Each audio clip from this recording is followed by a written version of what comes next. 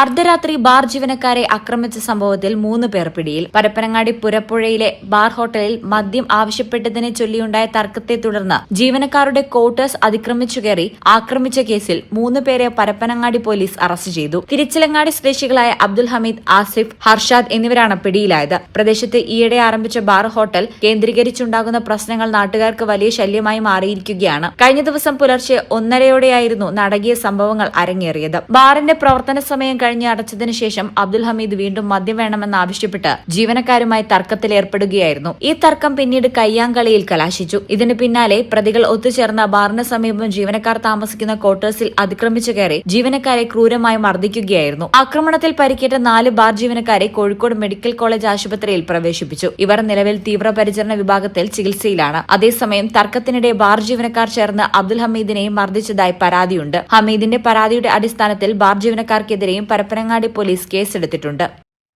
ഈ ചാനൽ പരപ്പനങ്ങാടി. 15 വർഷങ്ങളായി ഈ തിളക്കം നമ്മെ ഭ്രമിപ്പിക്കുന്നു.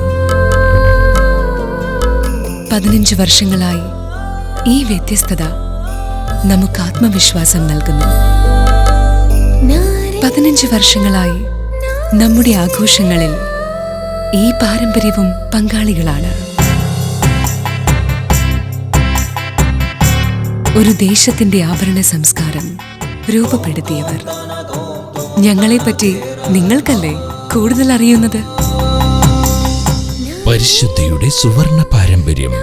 Hayat golden diamonds, Valanchery.